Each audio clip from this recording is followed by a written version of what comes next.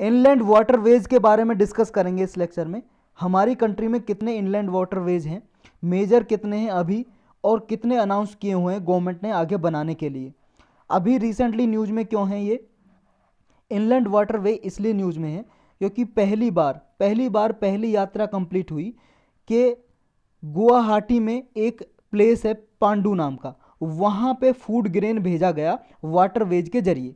Waterways का क्या मतलब होता है? जैसे कोई नदी है, नदी के द्वारा कोई सामान ले जाया जाए नाव से, या बड़ी बोट हो, नाव हो, वेसल हो कोई, या पानी का जहाज हो, उससे पहुंचाया जाए। और इनलैंड का मतलब हमारी जो इंडिया की भूमि है उसके अंदर कोई नदी बहती है। तो ये कौन सा रूट यूज किया गया? ये देखो, पटना से चला ये फूड ग्रेन, यानी कि जो अनाज था पटना से चला, ब्रह्मपुत्र रिवर में होते हुए, गंगा रिवर में होते हुए, पहले गंगा रिवर में गया, ये नेशनल वाटरवेज 1 है गंगा रिवर में। फिर वहाँ से बांग्लादेश में गया, बांग्लादेश में जाने के बाद ब्रह्मपुत्र रिवर में आया, और यहाँ से होते हुए गुवाहाटी में असम में गया, पांडू में, यहाँ पे पहुँचा ये। यानी कि ये जो इंडो बांग्लादेश प्रोटोकॉल हो रखी है, ये रूट है, इसको यूज करते हुए गया। कहाँ से कहाँ तक ये देखेंगे हम यहाँ पे। ये भाई साहब इंडिया देख रहे हो, यहाँ पे गंगा रिवर बहती है, यहाँ से ये पहले बांग्लादेश गया, यहाँ से गंगा रिवर में, फिर ये ब्रह्मपुत्र रिवर यहाँ आती है, इंडिया से बांग्लादेश में होते हुए यहाँ पे आ जाती है बे ऑफ बंगाल में। तो यहाँ से फिर यहाँ गया, यानी कि ये कैसे गया रूट में, यहाँ से आया और इधर की तरफ गया, इधर की तरफ, यहाँ पे असम में गुवाहाटी में। तो इनलैंड वाटरवेज के बारे में जानेंगे इसमें। और जो ये वेसल यूज किया, यानी कि जो ये बोट थी, पानी का जहाज बोल रहे हैं, बोट या बड़ा वेसल, इसका नाम था MV Lal Bahadur Shastri. 200 million ton food grain को लेके गया, और फूड कॉरपोरेशन ऑफ इंडिया का जो स्टोरेज है वहाँ पे पहुँचाया पटना से। इसने कम से कम 2350 किलोमीटर की यात्रा तय की। कौन कौन से प्लेस से होके गया ये आपको याद करने की कोई ज़रूरत नहीं है। इसमें बहुत सारे प्लेस हैं भाई साहब, ये भागलपुर, मनिहारी, साहिबगंज, ये कोई याद करने की ज़रूरत नहीं है। इनलैंड वाटरवेज हमारे इंडिया में कितने हैं और कितने गवर्नमेंट ने अनाउंस किए हैं, ये हमारे लिए ज़रूरी है। इनलैंड वाटरवेज ट्रांसपोर्ट को प्रमोट करने के लिए इंडिया ने 2016 में एक एक्ट बनाया, नेशनल वाटरवेज एक्ट। इसके द्वारा हमारे इंडिया में 111 इनलैंड वाटरवेज को डेवलप करने का इसमें प्रपोजल रखा, और इनको नेशनल वाटरवेज डिक्लेयर कर दिया। 111 इनलैंड वाटरवेज को। इनलैंड वाटरवेज हैं जो ट्रांसपोर्ट के लिए बहुत अच्छे माने जाते हैं, क्योंकि ये इकोनॉमिकल होते हैं। यानी कि जो पानी के जरिए, नदी के जरिए जो ट्रांसपोर्टेशन प्रमोट किया जा रहा है, रोड और रेलवे के अलावा, क्यों किया जा रहा है? देखो, अगर रेल और रोडवेज हम यूज करें, मान लो रोड यूज करें ट्रांसपोर्ट के लिए, ट्रक या लारी से सामान भेजें, तो भाई साहब प्रदूषण बहुत ज़्यादा होता है उससे, समझ रहे हो।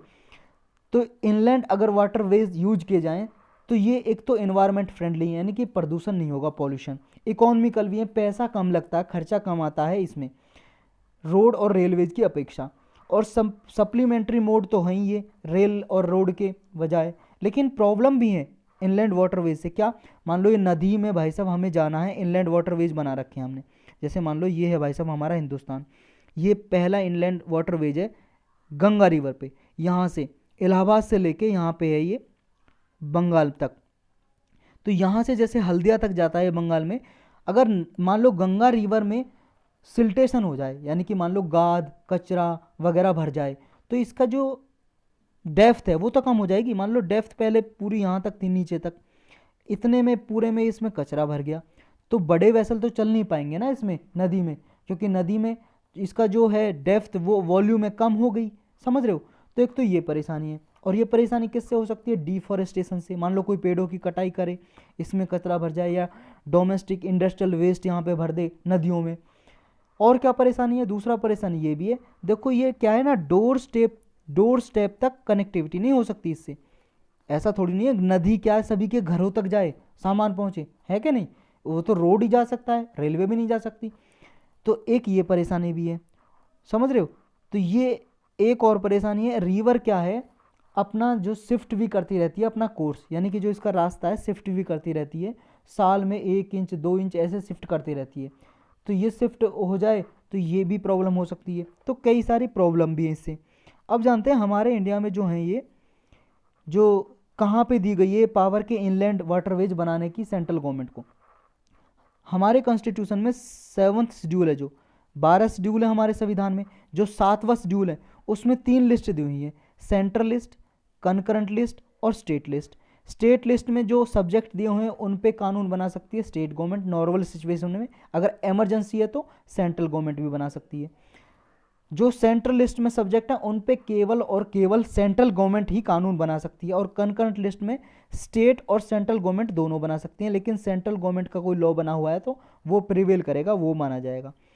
जो नेविगेशन और शिपिंग है ये आता है भाई साहब यूनियन लिस्ट में, यानी कि सेंट्रल लिस्ट में। सेंट्रल लिस्ट यूनियन लिस्ट एक ही बात है, और इसकी एंट्री नंबर 24 है। इसमें पावर दी गई है सेंट्रल गवर्नमेंट को। तो सेंट्रल गवर्नमेंट शिपिंग और नेविगेशन का मतलब है पानी में शिपिंग करना, पानी के जहाज चलाना या पानी में यात्रा करना, नेविगेशन। तो शिपिंग नेविगेशन के लिए सिर्फ और सिर्फ सेंट्रल गवर्नमेंट कानून बना सकती है। तो इनलैंड वाटरवेज के लिए गवर्नमेंट ने कानून बनाया, सेंट्रल गवर्नमेंट ने लॉ पास किया 2016 में, नेशनल वाटरवेज एक्ट, जो हमने ऊपर डिस्कस किया। तो इसमें इंडियन गवर्नमेंट ने 111 इनलैंड वाटरवेज को एस्टेब्लिश करने की बात की, डिक्लेयर कर दी है। अब वो धीरे धीरे बनाए जा रहे हैं, रिवर पे डिफरेंट डिफरेंट जो नदियाँ उन पे बनाए जा रहे हैं, या कैनाल बना के, नहर बना के बनाए जा रहे हैं। लेकिन कुछ ऐसे हैं जो अभी बने हुए हैं वो मेजर, और जो थोड़े बहुत बन गए हैं और थोड़ा बहुत बाकी हैं, वो 6 मेजर हैं ऐसे वाटरवेज। वो 6 मेजर वाटरवेज हम डिस्कस करते हैं।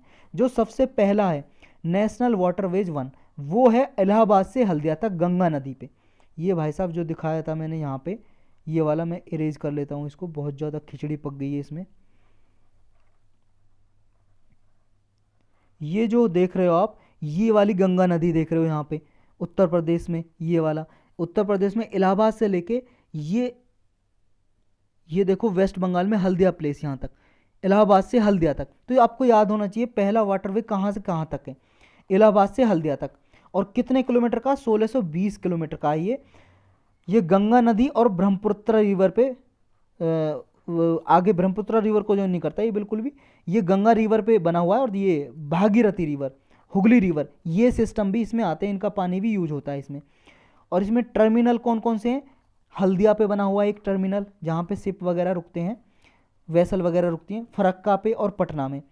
बहुत सारे फ्लोटिंग टर्मिनल भी हैं, ये सारे याद करने की कोई ज़रूरत नहीं है। आपको इसमें याद रखना है इलाहाबाद से हल्दिया तक है पहला वाटरवेज, गंगा नदी पे बना हुआ है, 1620 किलोमीटर का है। तीसरी बात यह है, ये इंडिया का सबसे बड़ा नेशनल वाटरवेज है, लॉन्गेस्ट इनलैंड वाटरवेज है हमारे इंडिया का। नंबर 2 पे आते हैं नेशनल वाटरवेज 2, ये ब्रह्मपुत्रा रिवर पे बना हुआ है, ये साडिया से धुबरी, ये असम में ही है दोनों प्लेस, सादिया भी और धुबरी भी, साडिया बोल लो या सादिया बोल लो, सादिया से धुबरी तक। ये नेशनल वाटरवेज 2 है जो 3rd लॉन्गेस्ट है, तीसरे नंबर पे आते हैं सबसे बड़े वाटरवेज में। 1891 किलोमीटर का है ये दूरी याद रखनी है। और कौन सी रिवर पे? ब्रह्मपुत्रा रिवर पे। नेशनल वाटरवेज 3rd, इसको वेस्ट कोस्ट कैनाल भी बोलते हैं। और देखो ये ब्रह्मपुत्रा रिवर पे कहाँ है वो तो दिखाया नहीं, ये ब्रह्मपुत्रा रिवर पे यहाँ पे है, और ये है सादिया और ये धुबरी, असम में, यहाँ से सादिया से धुबरी तक है, ये वाला प्लेस है। तीसरा आया वेस्ट कोस्ट कैनाल, या उसको बोलते हैं नेशनल वाटरवेज 3rd, ये केरल में है सिर्फ यहाँ पे, ये वाला छोटा सा है ये national waterways 3rd। West coast canal भी बोलते हैं इसको, या फिर बोलते हैं नेशनल वाटरवेज 3rd। कोलम से लेकर कोटापुरम तक है ये प्लेस, आपको याद रखना है, कोलम से कोटापुरम तक केरल में, और 205 किलोमीटर का है केवल ये। और इंडिया का ये फर्स्ट वाटरवे है जो ऑल टाइम नेविगेशन फैसिलिटी जिसमें अवेलेबल है। देखो फर्स्ट वाटरवेज तो हमारा वही है नेशनल वाटरवेज फर्स्ट, इलाहाबाद से हल्दिया तक। लेकिन इसको इसलिए बोलते हैं क्योंकि फर्स्ट वाटरवे ऐसा है जो पूरे टाइम फैसिलिटी 24 घंटे सभी वेदर में खुला रहता है। ये जो ये नेशनल वाटरवेज 3rd है, कौन कौन से और कैनाल है इसमें? वेस्ट कोस्ट कैनाल तो है ही इसमें, एक चंपाकर कैनाल बनी हुई है, कैनाल का मतलब है नहर, एक उद्योग मंडल कैनाल यहाँ पे बनी हुई है, और ये प्लेस है जिनसे होकर गुजरता है। ये सारे प्लेस आपको याद करने की जरूरत नहीं है, बस कोलम से कोट्टापुरम तक है वो याद कर लो। नेक्स्ट है नेशनल वाटरवेज 4, ये काकीनाडा से लेके पौंडीचेरी तक है, काकीनाडा से लेके पौंडीचेरी तक ये वाला प्लेस है भाई साहब यहाँ पे, ये वाला नेशनल वाटरवेज 4, ये काकीनाडा से लेके ये वाला प्लेस दिखाई दे रहा है आपको जो ये पौंडीचेरी तक। ये कितने किलोमीटर का है? ये 1900 मतलब 1095 1095 किलोमीटर तक है, और ये आंध्र प्रदेश और तमिलनाडु में है, ये टोटल लेंथ इसकी। नेक्स्ट आता है नेशनल वाटरवेज 5, और इसमें देखो कावेरी रिवर के बेसिन में बना हुआ है ये वाला नेशनल वाटरवेज 4 कावेरी रिवर के बेसिन में। नेक्स्ट है नेशनल वाटर वे 4 मतलब 4 तो पढ़ लिया ना। ये है उड़ीसा से लेके वेस्ट बंगाल तक, उड़ीसा से वेस्ट बंगाल तक जाता है ये वाला जो प्लेस है, यहाँ से ये वाला जुड़ा हुआ है, ये देखो यहाँ से ये वाला उड़ीसा से लेके जाता है आपका वेस्ट बंगाल तक। ये ब्राह्मणी रिवर में है एक, यहाँ पे उस पे बना हुआ है। ईस्ट कोस्ट कैनाल के यहाँ पे नहर बनी हुई है, वहाँ से ये जो होकर गुजरता है। मताई रिवर पे भी, और महानदी रिवर, इन 1 2 3 रिवर का पानी यूज करता है, इन पे बना हुआ है। मतलब क्या है, देखो ये पानी आपने जोड़ दिया एक रिवर का, अब यहाँ से वेसल निकाल सकते हैं, बस बन गया रास्ता। 623 किलोमीटर का है ये लंबा। इससे कोल, कोयला, फर्टिलाइजर, खाद, सीमेंट, आयरन, लोहा, इससे ये सारा सामान ट्रांसपोर्ट करने के लिए यूज किया जाता है ये। नेक्स्ट है नेशनल वाटरवेज 6, ये प्रपोज वाटरवेज है, असम में अभी बन रहा है, ये वाला क्रिएट कर रहे हैं इसको। बराक रिवर है जो, उस पर थोड़ी रिवर की खुदाई कर रहे हैं, इधर उधर उसे वाइड कर रहे हैं। लखीमपुर से लेके भांगा तक है ये, और बराक रिवर पे, ये याद रखना है, 121 किलोमीटर का है। और सिलचार असम में ही प्लेस है ये, सिलचार से लेके मिजोरम तक जाता है, असम से मिजोरम तक। इन दोनों प्लेस की ट्रेड को ये बढ़ाएगा, व्यापार को बढ़ाएगा। तो यही था इनके बारे में।